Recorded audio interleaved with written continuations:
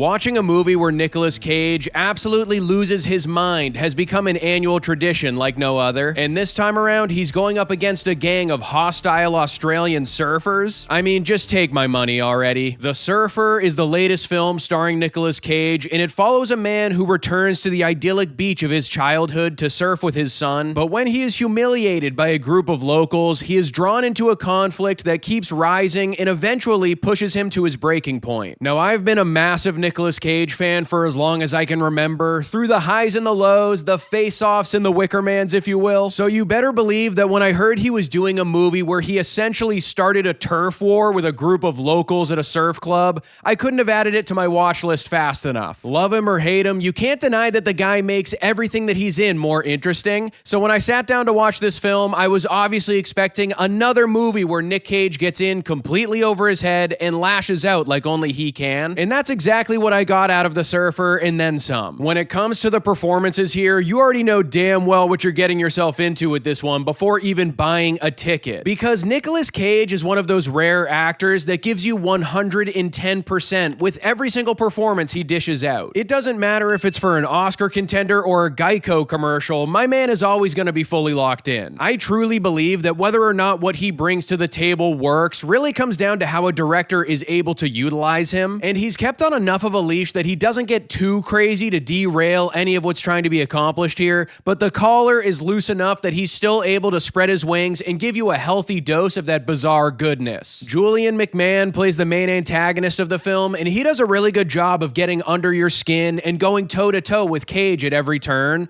His performance almost feels like a throwback to those villains we used to get in all of those fight movies from back in the mid-2000s, and it's super entertaining seeing him be just a total dick paired with a cheeky shit-eating grin the entire time. Let's talk about the story they decided to go with here, because even though it seems like the conflict everything is centered around is pretty simple on the surface, I actually think it does a decently good job of dissecting some troublesome themes that rear their ugly heads in today's society. It casts a wide net and tackles a bunch of stuff like tribalism, identity, entitlement, and unresolved trauma. I wouldn't go as far as saying that the movie really has anything particularly new to say about those topics or does anything that's going to leave that much of a lasting impact on you after the credits roll, but it definitely has a message it wants to get across, and it finds an effective enough manner of making that happen. And in a messed up way, it's obviously just a fun time at the movies watching Nick Cage slowly spiraling into complete disarray and go through these trials that this group of surfers force him to engage with head on. There's honestly only a short list of people in the business who work hand in hand this well with a paranoid thriller setup and lose their shit so memorably, and he elevates the story once again here. We need to talk about the technical side of things for a little bit though, because one thing I wasn't expecting when I sat down to watch this movie was just how immersive and intoxicating I would find the cinematography to be here. Even though some absolutely terrible shit is happening to our main character over the course of this story,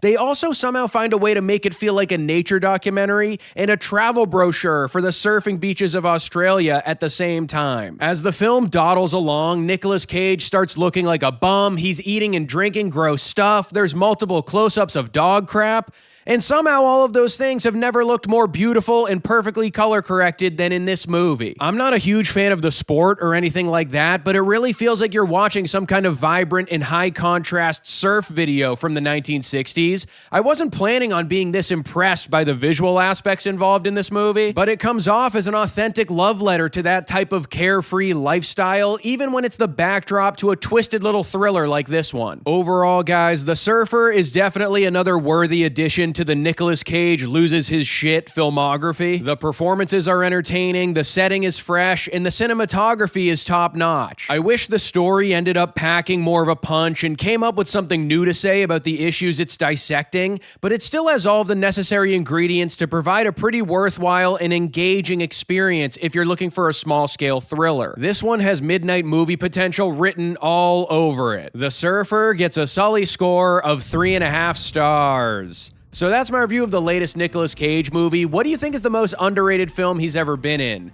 I'm gonna go with Bad Lieutenant, but let me know in the comments below what you think. Don't forget to like this video and subscribe to the channel if you haven't already, and I'll see you guys at the next one.